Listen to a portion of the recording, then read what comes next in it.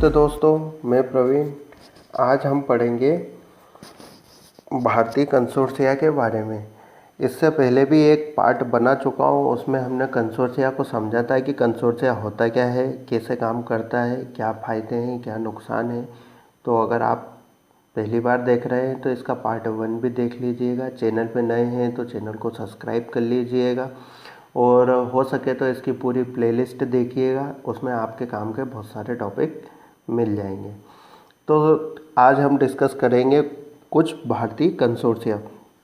तो भारतीय कंसोर्शिया में सबसे पहला जो कंसोर्शिया है वो यूजीसी इन्फोनेट है। अगर आप इसको फुल फॉर्म में देखेंगे तो ये आएगा university grant commission information net. Net मतलब इंटरनेट। अब अगर आप इसको देखें तो ये एक तरह का डिजिटल लाइब्रेरी कंसोर्शियम है और इसकी जो स्थापना हुई थी, इसकी स्थापना कब हुई थी? 2003 में एपीजे अब्दुल कलाम द्वारा। ये याद रखना, ऐसा आता है।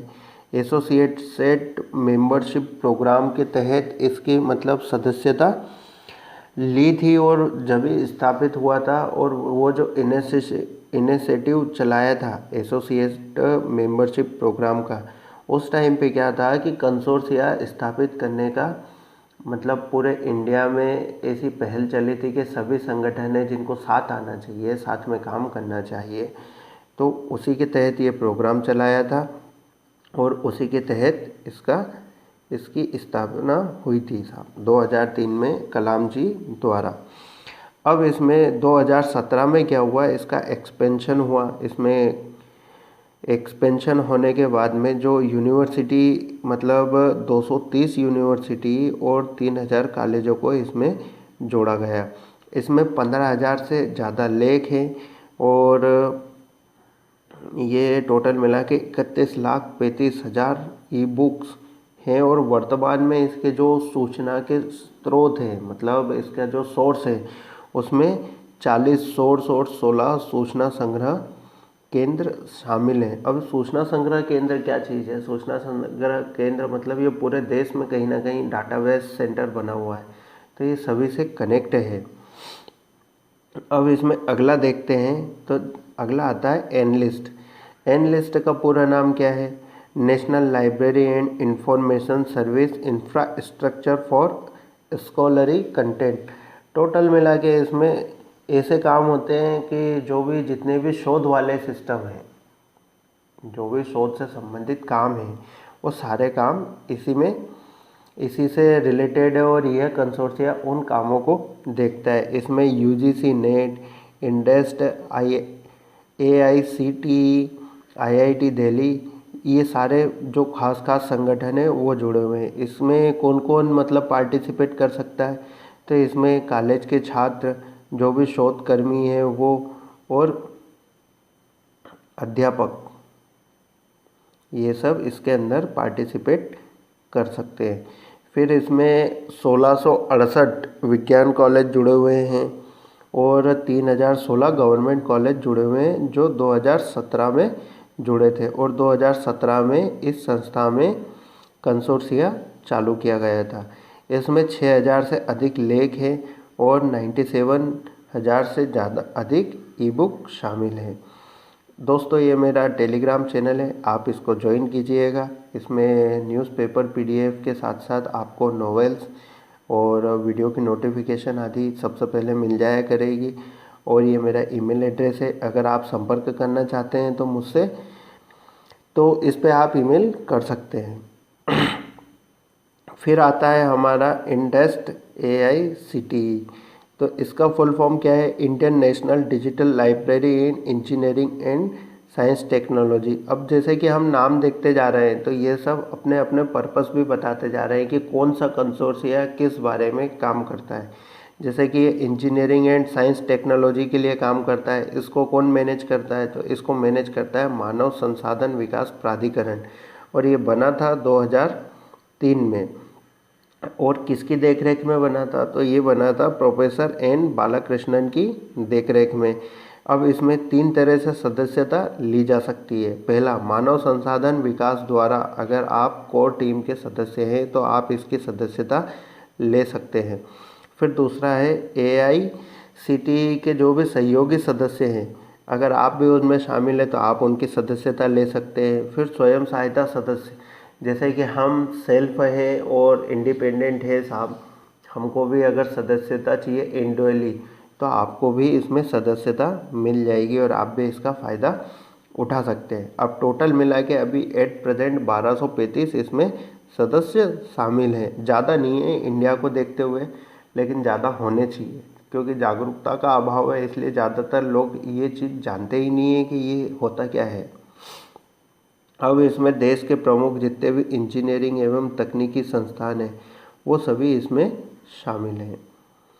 अब आता है हमारे पास में CSIR ई जर्नल। CSIR इसका फुल फॉर्म होता है council of scientific and industrial research organisation. इसको स्थापित करा था 1942 में। ये भारत का सबसे बड़ा रिसर्च संगठन है। इसमें 38 प्रयोगशाला तथा 3 खोज संस्थान, मतलब जहाँ पे डिस्कवरी होती है वो चीज़, ये 3 खोज संस्थान इसमें शामिल हैं। इसका जो कंसोर्शिया है वह 2002 में चालू किया गया था, मतलब कंसोर्शिया इसमें स्टार्ट हो गया था 2002 में, और इसमें 5 लाख लेख हैं, कई पेटेंट हैं, कई स्टैंडर्ड हैं और बहुत सारी सामग्री इसके अंदर डाटाबेस के अंदर संग्रहित है। तो दोस्तों ये CSIR यहीं पे तो अभी वो कोविशील्ड और कोरोना वगैरह की जांच चल रही थी और वहाँ से मेडिसिन वगैरह आई थी, ध्यान रखना है ये चीज़। और एक आता है फोर्सा। अब फोर्सा क्या है, तो फोर्सा को 29 जुलाई 1981 में स्थापित करा था Raman institute Bangalore, Raman research institute Bangalore के द्वारा। अब इसमें ये कौन सा समूह है साहब, कंसोर्शिया, तो यह है अंतरिक्ष विज्ञान और अंतरिक्ष भौतिकी से रिलेटेड। फिर ICOLC का ये सदस्य, मतलब इंटरनेशनल संस्था है ये इसका सदस्य है कौन, फोर्सा।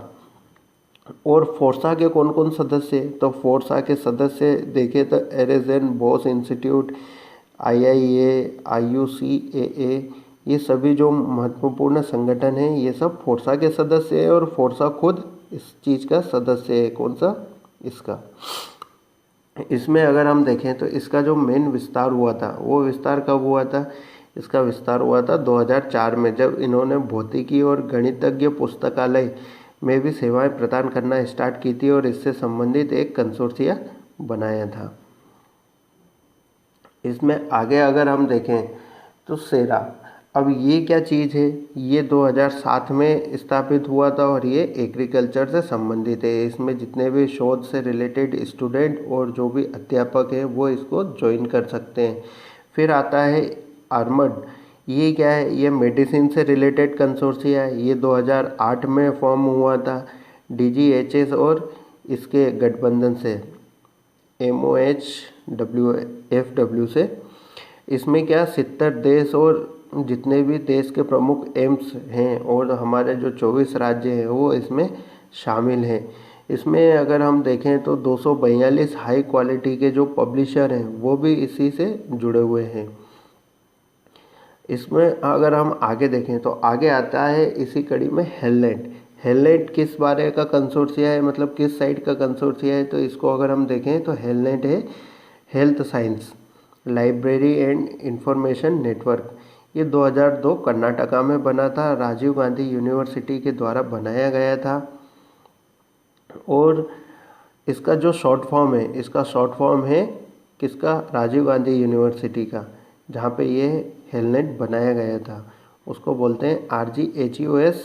इसके अंदर क्या है, 7000 से ज़्यादा वीडियोग्राफी डाटाबेस है और 6500 से ज़्यादा डिजिटली UG/PG कोर्स इसमें शामिल है। जो भी कोर्स के वीडियो हैं वो चीज़ इसमें शामिल है। तो दोस्तों अगर आपको कहीं से बुक की समस्या आती है या किसी चीज़ की समस्या आती है तो आप यहाँ से कोर्स के वीडियो देख सकते हैं और यहाँ से पढ़ सकते हैं। ये बहुत काम की चीज़ है, इसका ध्यान रखना दोस्तों। कहीं पे भी ज़रूरत हो तो इनका जितने भी कंसोर्शिया हैं ये अलग अलग, इनका आप भरपूर यूज़ कर सकते हैं। कुछ कंसोर्शिया पब्लिक के लिए ओपन है तो आप इनका भरपूर यूज़ कर सकते हैं। इसके बाद में आता है डेलकॉन, शॉर्टकट है इसका डीबीटी। तो डीबीटी कब फॉर्म हुआ था? ये हुआ था जनवरी 2009 में। इसके अंदर 1171 लेख और स्कोप्स डाटाबेस है। टोटल मिला के ये जो इसका जो डाटाबेस है इसका नाम है स्कूप्स। तो ये देख लेना, ये बहुत अच्छा एमसीक्यू बन सकता है कि स्कूप्स जो डाटाबेस है वो मतलब कौन से संस्थान का डाटाबेस है। तो ये बहुत मतलब गहराई वाला है एमसीक्यू, लेकिन अच्छा एमसीक्यू है। इसमें अगर आप आगे देखें तो ये मैंने पार्ट 1 में भी बताया था, पार्ट 2 में भी बता रहा हूँ कि कुछ देश हैं उनके जो हैं सीधे सीधे कंसोर्सिया वो ऐसे हैं, जैसे कि कॉन्सर्ट है ताइवान का, ओहियो का है, फिर WRLC ये वाशिंगटन का है, UGC इन्फोनेट, CSIR इनको अभी हाल आप देख ही चुके हैं। तो ये भारत के हैं। फिर कैलिस चीन का है जो 1998 में फॉर्म हुआ था। तो दोस्तों ध्यान रखना कि हमारा सबसे जो पुराना और सबसे पहला जो कंसोर्शिया है वो कौन सा है। अगर आप जानते हैं तो प्लीज़ कमेंट कीजिएगा, क्योंकि मैंने पिछले अभी जितने भी कंसोर्शिया बताए हैं वो सारे ही पुराने हैं, लेकिन सबसे पहले कौन सा फॉर्म हुआ ये आज का एमसीक्यू है। प्लीज़ ध्यान रखना कि जो भी आंसर है आप कमेंट कर देना, और करना ज़रूर, चाहे सही हो या गलत हो, वीडियो देख के करना, जैसा भी हो। तो अगर अच्छा लग रहा है तो लाइक करें, सब्सक्राइब करें। धन्यवाद। जय हिंद, जय भारत।